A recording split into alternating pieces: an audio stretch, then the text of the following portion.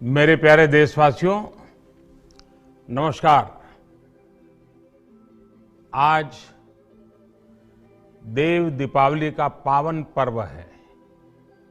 आज गुरु नानक देव जी का भी पवित्र प्रकाश पर्व है। मैं विश्व भर में सभी लोगों को और सभी देशवासियों को इस पावन पर्व पर हार्दिक बधाई देता हूं। ये भी बहुत सुखद है कि 1.5 साल के अंतराल के बाद करतारपुर साहिब कॉरिडोर अब फिर से खुल गया है। साथियों, गुरु नानक जी ने कहा है, बीच दुनिया सेवी कमाइए त दरगिही बेसन पाइए। यानी संसार में सेवा का मार्ग अपनाने से ही जीवन सफल होता है।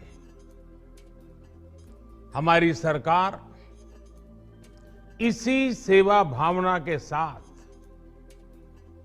देशवासियों का जीवन आसान बनाने में जुटी है। न जाने कितनी पीढ़ियां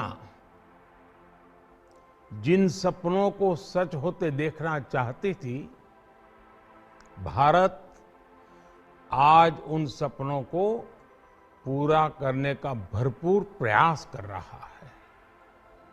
साथियों, अपने 5 दशक के सार्वजनिक जीवन में मैंने किसानों की परेशानियों को, उनकी चुनौतियों को बहुत करीब से देखा है, महसूस किया है। इसलिए जब देश ने मुझे 2014 में प्रधानमंत्री के रूप में सेवा का अवसर दिया, तो हमने कृषि विकास, किसान कल्याण को सर्वोच्च प्राथमिकता दी। साथियों, इस सच्चाई से बहुत लोग अनजान है कि देश के 100 में से 80 किसान छोटे किसान हैं। उनके पास 2 हेक्टेयर से भी कम जमीन है।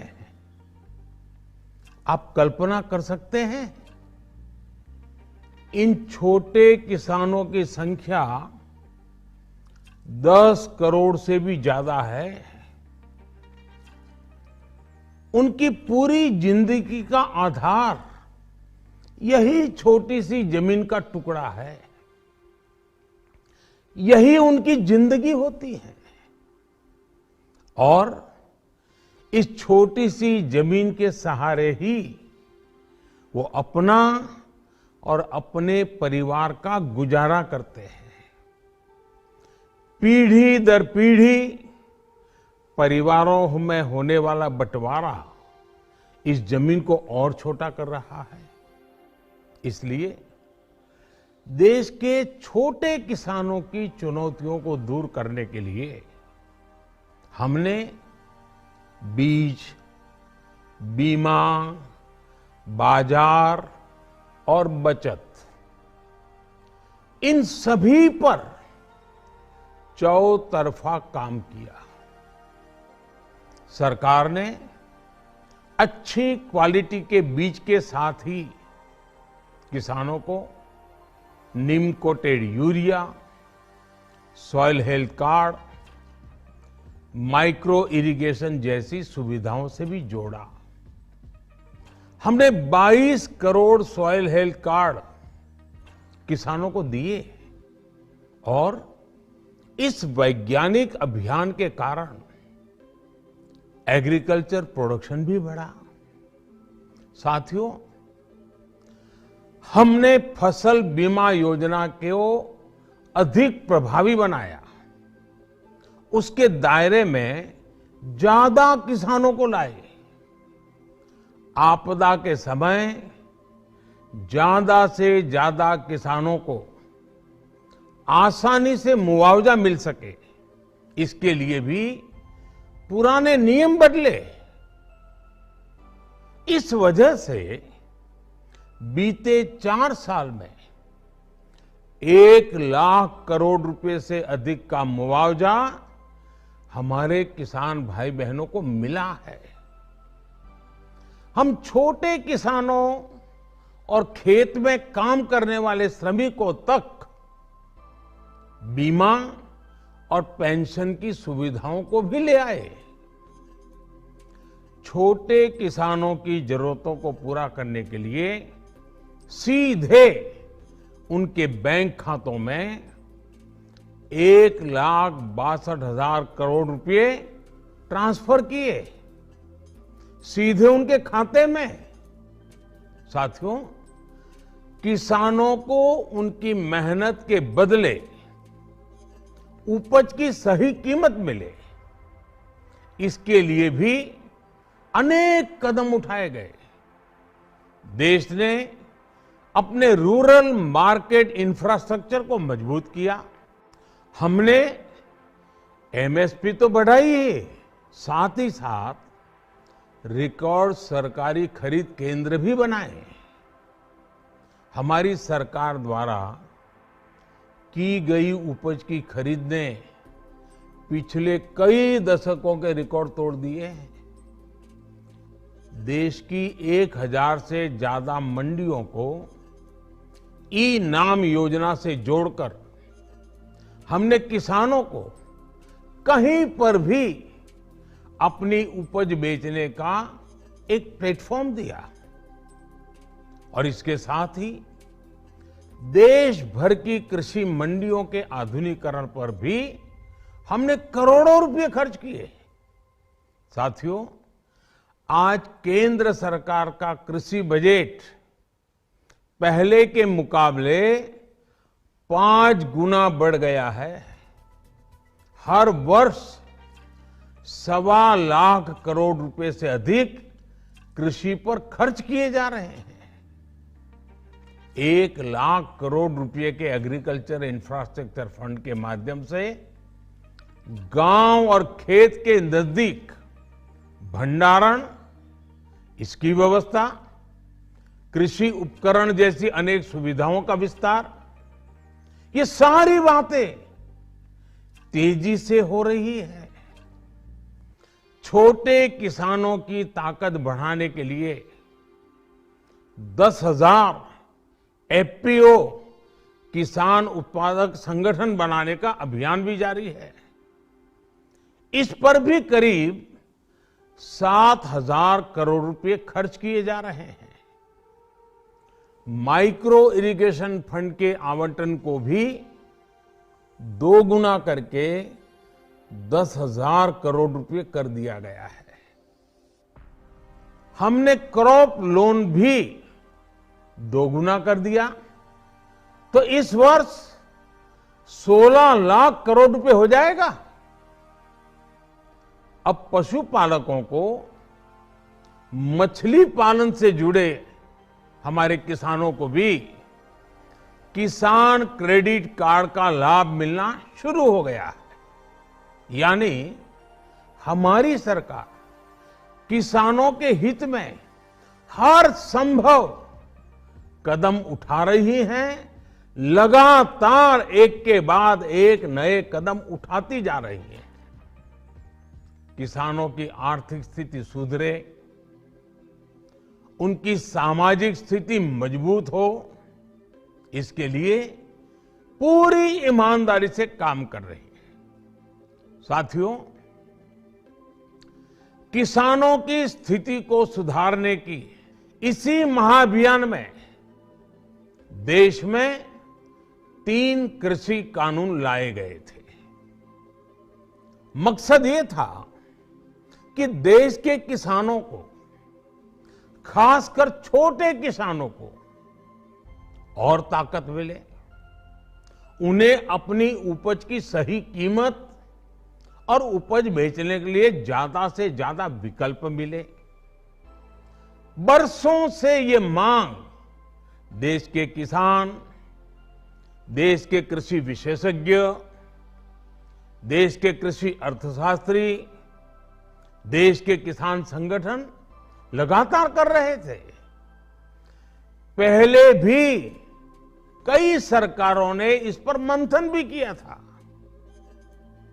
इस बार भी संसद में चर्चा हुई, मंथन हुआ और ये कानून लाए गए। देश के कोने कोने में कोटि कोटि किसानों ने, अनेक किसान संगठनों ने इसका स्वागत किया, समर्थन किया। मैं आज उन सभी का बहुत बहुत आभारी हूं, धन्यवाद करना चाहता हूं। साथियों, हमारी सरकार किसानों के कल्याण के लिए, खासकर छोटे किसानों के कल्याण के लिए, देश के कृषि जगत के हित में, देश के हित में, गांव गरीब के उज्जवल भविष्य के लिए पूरी सत्यनिष्ठा से, किसानों के प्रति पूर्ण समर्पण भाव से, नेक नियत से ये कानून लेकर आई थी। लेकिन इतनी पवित्र बात, पूर्ण रूप से शुद्ध किसानों के हित की बात, हम अपने प्रयासों के बावजूद कुछ किसानों को समझा नहीं पाए। भले ही किसानों का एक वर्ग ही विरोध कर रहा था, लेकिन फिर भी ये हमारे लिए महत्वपूर्ण था। कृषि अर्थशास्त्रियों ने, वैज्ञानिकों ने, प्रगतिशील किसानों ने भी उन्हें कृषि कानूनों के महत्व को समझाने का भरपूर प्रयास भी किया। हम पूरी विनम्रता से, खुले मन से उन्हें समझाते रहे। अनेक माध्यमों से व्यक्तिगत और सामूहिक बातचीत भी लगातार होती रही। हमने किसानों की बातों को, उनके तर्क को समझने में भी कोई कोर कसर बाकी नहीं छोड़ी। कानून के जिन प्रावधानों पर उन्हें ऐतराज था, सरकार उन्हें बदलने के लिए भी तैयार हो गई। 2 साल तक हमने इन कानूनों को सस्पेंड करने का भी प्रस्ताव दिया। इसी दौरान ये विषय माननीय सर्वोच्च न्यायालय के पास भी चला गया। ये सारी बातें देश के सामने है, इसलिए मैं इनके अधिक विस्तार में नहीं जाऊंगा। साथियों, मैं आज देशवासियों से क्षमा मांगते हुए सच्चे मन से और पवित्र हृदय से कहना चाहता हूं कि शायद हमारी तपस्या में ही कोई कमी रही होगी, जिसके कारण दिए के प्रकाश जैसा सत्य कुछ किसान भाइयों को हम समझा नहीं पाए। आज गुरु नानक देव जी का पवित्र प्रकाश पर्व है। ये समय किसी को भी दोष देने का नहीं है। आज मैं आपको, पूरे देश को ये बताने आया हूं कि हमने 3 कृषि कानूनों को वापस लेने का, रिपील करने का निर्णय लिया है। इस महीने के अंत में शुरू होने जा रहे संसद सत्र में, इसी महीने में, हम 3 कृषि कानूनों को रिपील करने की संवैधानिक प्रक्रिया को पूरा कर देंगे। साथियों, मैं आज अपने सभी आंदोलनरत किसान साथियों से आग्रह कर रहा हूं, आज गुरु पर्व का पवित्र दिन है। अब आप अपने अपने घर लौटे अपने खेत में लौटे, अपने परिवार के बीच लौटे। आइए एक नई शुरुआत करते हैं, नए सिरे से आगे बढ़ते हैं। साथियों, आज ही सरकार ने कृषि क्षेत्र से जुड़ा एक और अहम फैसला लिया है।